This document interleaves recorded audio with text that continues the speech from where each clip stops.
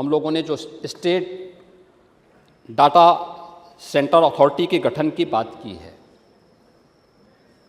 Data क्या है और इसके बारे में मुझे लगता है कि कुछ उदाहरण के साथ में मैं माननीय सदन का ध्यान भी आकर्षित करना चाहूँगा कि कैसे इसका इम्पैक्ट होता है और कैसे एक गेम चेंजर हो सकता है। प्रभाव क्या है इसका, कैसे हो सकता है। यानी डाटा के बारे में आज पूरी दुनिया के अंदर ये मान्यता है। पहले एक समय था जब दुनिया के अंदर ऑयल इकोनॉमी मानी जाती थी, यानी जिसके पास तेल है अर्थव्यवस्था पर उसका कब्जा है। बाद में जितनी भी अन्य टेक्नोलॉजी आई, जिसको आप आज की इमर्जिंग टेक्नोलॉजी के रूप में जानते हैं, या फिर अलग अलग समय में आई जिसका एकाधिकार था, उन लोगों ने उस पर अपना आधिपत्य स्थापित करने का प्रयास किया। लेकिन आज के समय में जो हमारा मानना है कि, और पूरी दुनिया भी इस बात को मानती है कि एआई आज के समय का जो सबसे बड़ा वो बनने जा रहा है, वो एआई बनने जा रहा है।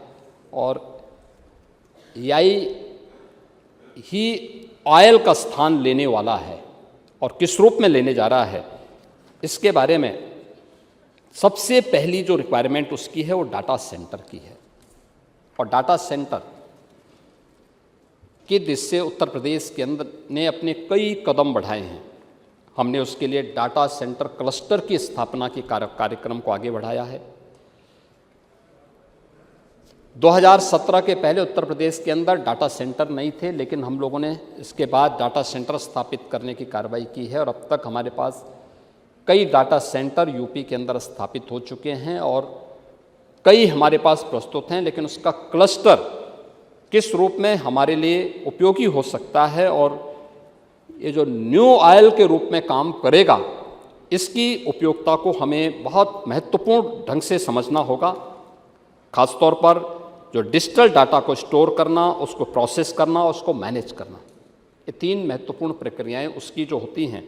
और उसी दिशा से हम लोगों ने इस बात को ध्यान में रख करके आगे बढ़ाया है, जिसमें हम लोग इस बात को मानते हैं कि हमारे पास जो कुछ भी है, यानी अब तक शासन की जो कार्यप्रणाली थी, हमने डाटा सेंटर अथॉरिटी के गठन की इस प्रक्रिया को क्यों आगे बढ़ाया।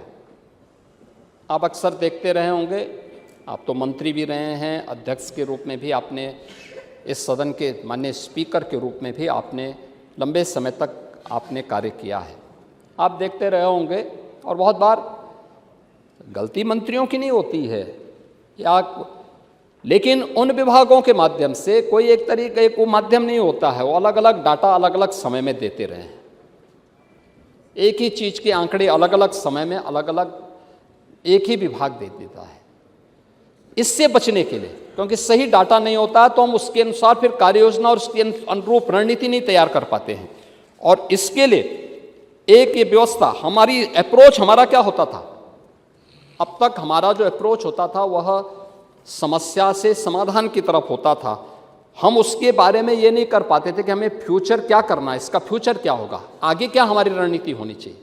हम नहीं, भाई आपने मुद्दा उठाया, किसी माननीय सदस्य ने कोई मुद्दा उठाया, हमने उस समस्या का वहाँ पे समाधान करने के समय कार्रवाई कर दी।